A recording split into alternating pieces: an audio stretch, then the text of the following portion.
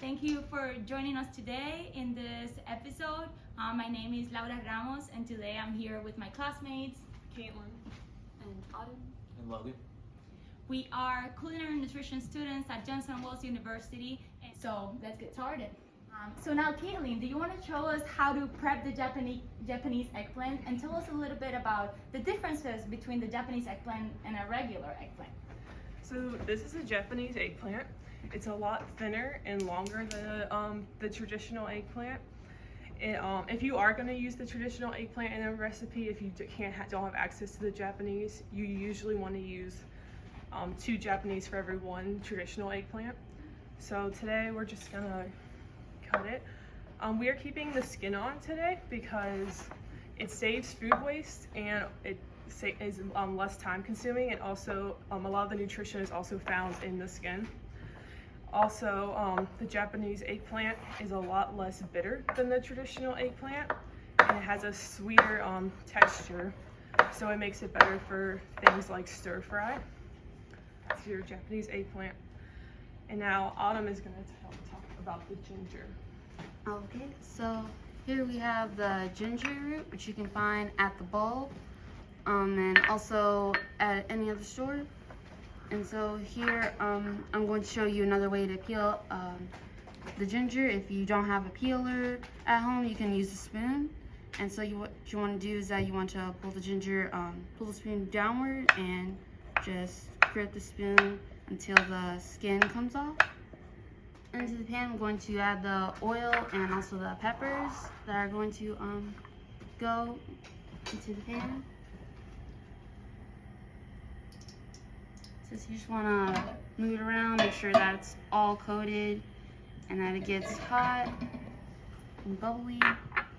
And so first you're going to add the peppers once the pan's hot, and to test, just add pepper, make sure you hear like the sizzle, and that's how you kind of know that it's ready. And if you don't have any, if you want to add any other vegetables to this, you can add carrots, squash. You just have to adjust your cooking time when you add those kind of vegetables, because they're you want them to get tender. And also other ingredients, if you are vegan, if you can't use honey, you can use agave or any kind of sweetener, or you can omit the sweetener. And then also, if you're gluten-free, you can't have soy sauce because the wheat, you can use tamari, or you can use any other sauce that's gluten-free, like a chili garlic sauce, or you can make your own. Now I'm gonna add the ginger there.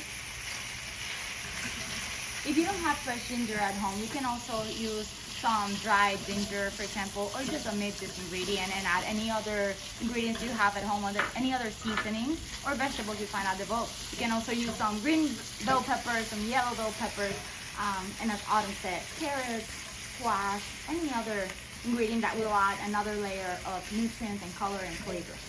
Now I'm going to pass it over to Logan, and he's going to do the eggplant for you guys. Yep, so now I'm just gonna take the eggplant over here. Yeah, I'm gonna throw this garlic in first, and then let that cook down a little bit, let it get fragrant. Now I'm just gonna go in with my eggplant. So we're kind of looking for this to just cook down a little bit. We want it to be nice and fork tender. If you overcook it, it tends to get a little mushy. And yeah, while this is cooking down, I'm just gonna talk about some of the health benefits. Eggplant, or Asian eggplant, is actually really high in fiber at very little calories. And these high fiber foods, they help you feel sustained for longer periods of time, which combine high fiber foods with regular physical activity, it could go a long way with weight loss. Also, Asian eggplant is high in antioxidants, which are known to fight cancer-causing free radicals. It's also high in polyphenols, which they're known to reduce inflammation, lower blood sugar levels, and another reason we left the skin on is because it contains a lot of phytochemicals, and that's known for also reducing inflammation, fighting obesity and diabetes. So now that our eggplant is starting to get a little cooked down, I'm going to take some honey here. I'm going to put it in a bowl. And I'm going to take this soy sauce right here. Get that up. whisk. And now what I'm gonna do is basically just deglaze the pan. And What's the glazing, Logan? basically deglazing is when a lot of food particles get stuck on the bottom of the pan. You want to add a liquid just to help kind of release that and just adds more flavor to your dish. It's traditionally done with wine or stock, anything like that, but in our case we're using honey and soy sauce. Now I'm going to pass it on down to Laura, and she's going to wrap this up. Perfect. So now we're gonna season our eggplant, which is the last step. We're gonna do this to taste. There's not a specific amount you need to add. You just do it to your taste. You can here add any other seasonings you have at home. We're adding salt and pepper today, but you can add granulated garlic, paprika, anything you have available, honestly. We're gonna mix that up, reduce the heat. You have the red from the red bell peppers. The skin adds a beautiful color, so I really encourage you not to peel it at home. You can use this recipe as a side dish and pair it up with your protein of choice and some rice. You can also eat it as a snack. You can add some tofu, some chicken, some shrimp, whatever you desire. And now we're gonna top it off with some chopped and toasted peanuts. This is gonna add a nice crunch to it. You can use any other nuts you have at home. And if you are allergic to nuts, you can use some raw vegetables, for example. Instead of sauteing the red bell peppers, you can just leave them raw and it's gonna add a really nice crunch to the recipe.